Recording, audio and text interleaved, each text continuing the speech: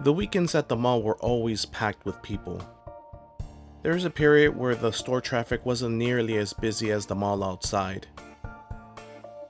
Steven thought about this too and had quite an idea to bring in more customers into the store. As it turned out, he knew a DJ who happened to be his cousin, DJ Gio.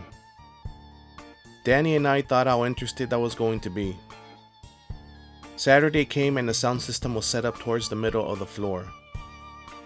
I went to the break room to get some water when the music started up. And let me tell you, the music was loud. As soon as I opened the door to the sales floor, I felt the sound waves punch me in the face.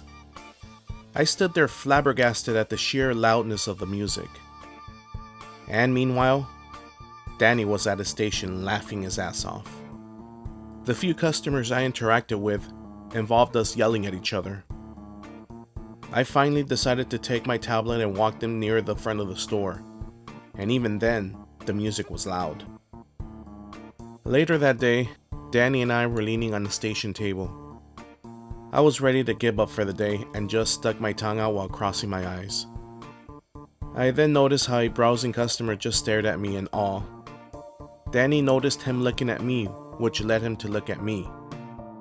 After looking at my goofy face, he busted out laughing while he almost stumbled onto the floor. I was indeed ready to get the hell out of there. However, I wasn't the only one having a hard time with the music. The sound system just happened to be near the cell stations, and there was a customer who needed to call into customer care for a billing issue. When he finally reached someone in care, the frustrated customer yelled, "What is this, a store or a club?" Yeah, Danny and I heard this, and we were dying while attempting to muffle our laughter. Now, just in case Steven is listening to this, I want to make it clear that the music was fire, and that Gio was and still is a great DJ who performs at different venues on a regular basis. But it was just too loud for a wireless retail store. Speaking of Steven, he was a gifted sales rep. It was natural that he became an assistant manager. With his spiky hair and glasses, he would definitely befriend anyone in a matter of minutes. Every time I felt discouraged, Steven would give me a pep talk and would always end up with me smiling as much as him. With that being said, there was an occasion where he got very upset with me. We closed the mall store and Steven sat down on a bench in the sales floor to tie his shoes. After locking the entrance door, I ran full speed towards him and did a flying jump kick. What can I say? I slightly miscalculated when my foot came within inches of the side of his face. He knew this because he immediately got up and simply stated, "If you would have just grazed me, I would have fired you." I quickly apologized for that. Hey, I had a great sales day, and I guess I crossed the line. There was one other day when Steven made me laugh.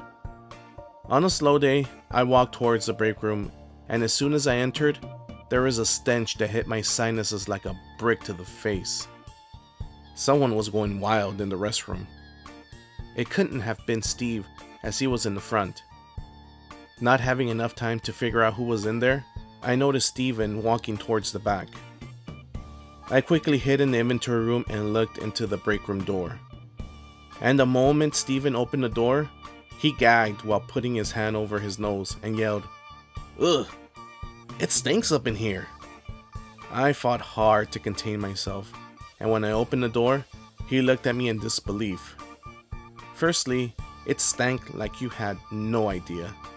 And secondly, Steven was sure that it was me who dropped the toxic turd. We just had to know who was in there. So we both went into the inventory room and waited to see who would come out of the restroom. After a couple of minutes, M emerged from there. We were shocked. As we saw her approaching the inventory room, we quickly scrambled and pretended to talk about a fictitious customer and which phone I was going to recommend. Recently transferred to the store, M oversaw the inventory and was very quiet. We casually left the inventory room and both exhaled when we got to the sales floor. Now back to Danny. I wasn't a witness to this story, but I heard it from Danny himself. After he became manager, Danny was transferred to the Downey Landing location. One day, on a slow day, he was at the front of the store greeting customers. He glanced outside of the store and noticed how empty it was. He then felt the urge to take a dump. And so, Danny turned around and had the intention of asking someone to relieve him of greeting duties. After a short internal debate, he decided to crack a silent fart and wait. As he felt relief from farting, the silence was broken by someone behind him.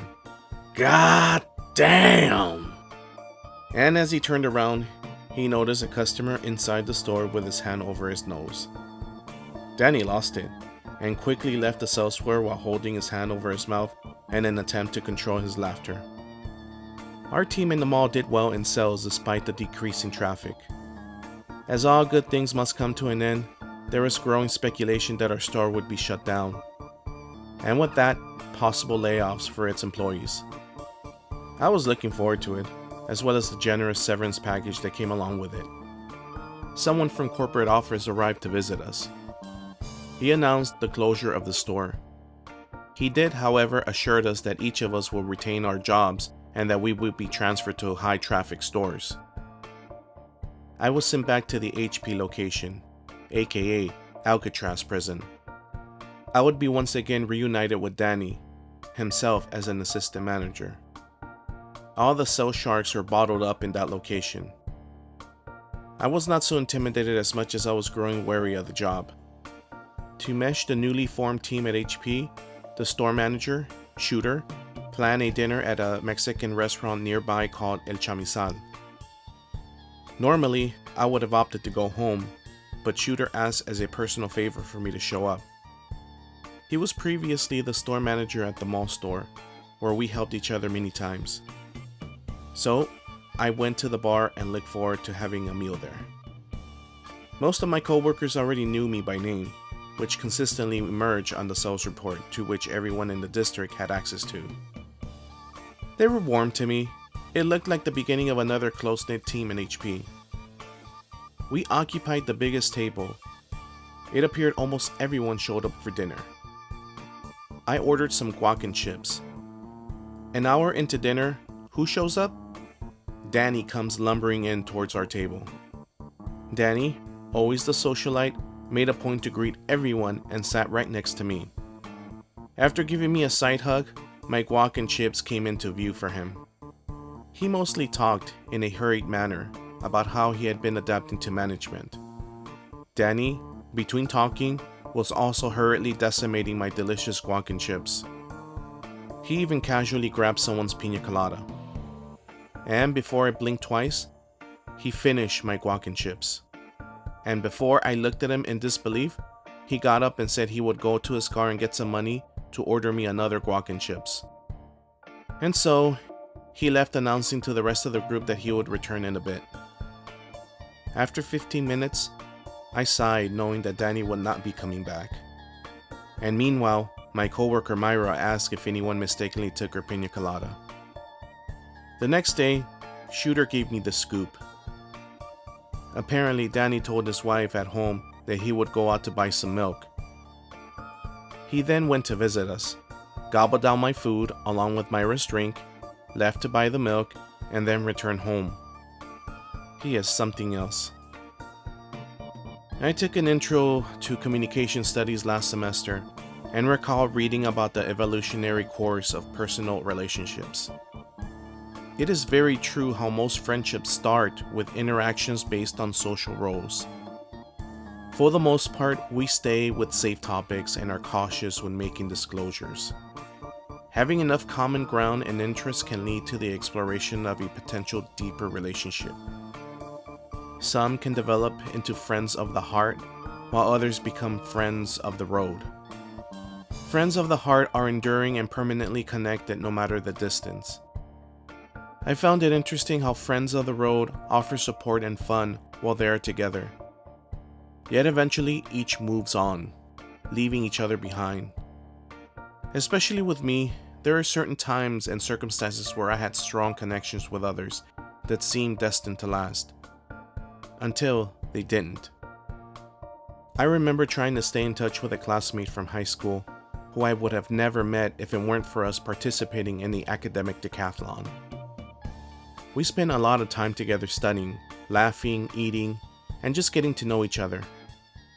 6 years after graduating, emails and calls became more and more sporadic. With the magic gone, I had no other choice but to move on. As a learning experience, I made sure to have fun and enjoy the connections while they are presently strong. We can be friends today, strangers tomorrow, and there is nothing wrong with that. So what kind of friendship do I have with Danny, my ex-coworker? He seems to be another friend of the road who finds himself still connected with me through our mutual paths from Verizon Wireless. The calls and texts are following the same trend, where they are becoming farther and farther apart. And while the best part of our friendship has passed us by, the best is yet to come for anyone willing to read the happenings while working for a wireless company. Looking back, I don't think I will meet anyone like Danny. He has always been comfortable with himself and only wanted to make the workplace an enjoyable place to be in. He sure made it fun for me. And in return, I will do my best to capture all the stories on paper. And that is the best way to remember him.